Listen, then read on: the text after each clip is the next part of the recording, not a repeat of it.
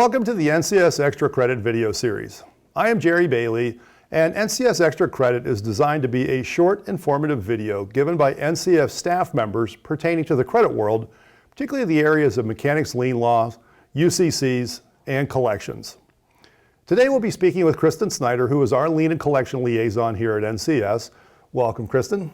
Thank you, Jerry. Thanks for helping out. Absolutely. And Kristen's going to lend her expertise. We're going to be discussing the changes to Pennsylvania lien law.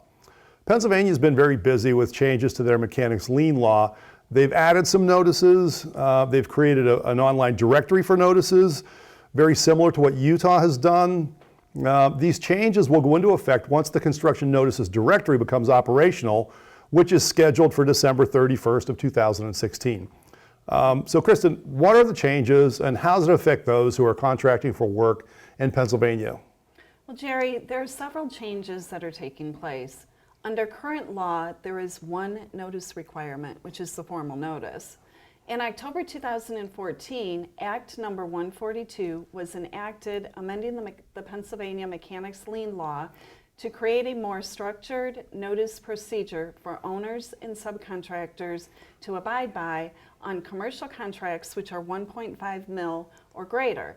The Act provides for the filing of a notice of commencement, a notice of furnishing, a notice of completion, and a notice of non-payment.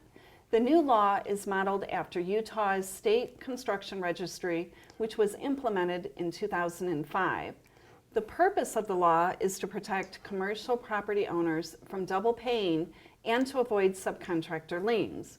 By registering the project through the construction registry, the owner can identify the universe of subcontractors working on the project to ensure that all subcontractors have been paid before making final payment to the general contractor. Okay, so you may be facing a few more notices on projects in Pennsylvania now.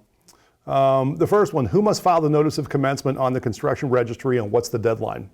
A notice of commencement must be filed by the owner prior to the start of the construction project and must contain the full name, address, and email address of the contractor, the full name and location of where the project is being performed, the county in which the project is located, a legal description of the property, including the tax identification number of each parcel, and the full name, address, and email address of the project owner.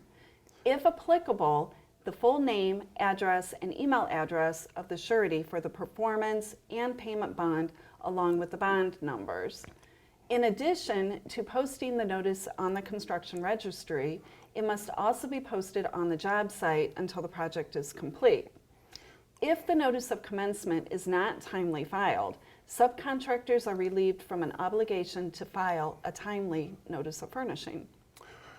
Good. This is a good change. Notice of commencement are very valuable tools. They contain lots of great information that you would need for the construction projects. Pennsylvania now becomes one of only 8 states, I believe, that have notices of commencement, but that's a good thing. What's the requirement for the notice of furnishing?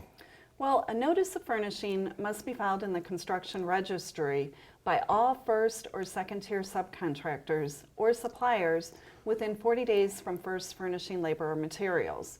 The notice must contain a general description of the labor and or materials to be furnished, the full name and address of the person supplying the labor and or material, the full name and address of the person contracting for the labor and or material, and a description sufficient to identify the project based on the description in the notice of commencement. Okay, good.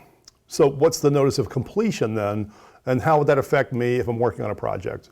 Well, the owner may file a notice of completion for informational purposes to inform all parties that the project has been completed and accepted by the owner.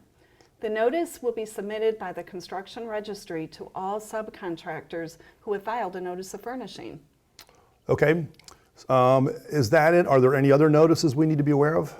Yes, subcontractors who have not received full payment for the work or goods may file a notice of non-payment in the directory for informational purposes. Okay, significant changes. So as we go along, what action should we be taking now to prepare for the changes in the new law when they go into effect? Well, members of the construction industry should begin now to familiarize themselves with the changes to the lien law to determine how to change their business practices to meet the new requirements. Utah's state law and precedent can be a useful tool to help owners and subcontractors to jumpstart the process. Okay, good information. Thank you, Kristen. Thanks, Jerry. Significant changes. There are several takeaways from this session. I mean, these are fairly significant changes to Pennsylvania lien law. So first of all, make sure you're up to date on these changes. Make sure you know what you have to do and when you will have to do it. Follow up and see when the notice directory will become functional. It's scheduled for December of 2016 at this point. As always, we at NCS will be keeping you posted. We will be updating everyone through our blog, our Credit Corner email, and our social media outlets. So if you're not following us on the social media outlets, you might want to think about doing so. But thanks again, Kristen. This was very helpful. We appreciate your expertise. Thank you, Jerry. See you next time for our next Extra Credit video. Yes. This concludes this installment of NCS Extra Credit. Thanks for joining us today. We greatly appreciate your input and want to hear your suggestions for upcoming Extra Credit sessions. Please call or email NCS using the contact info listed at the bottom of this screen. Have a great day. Thank you, everyone. Thank you.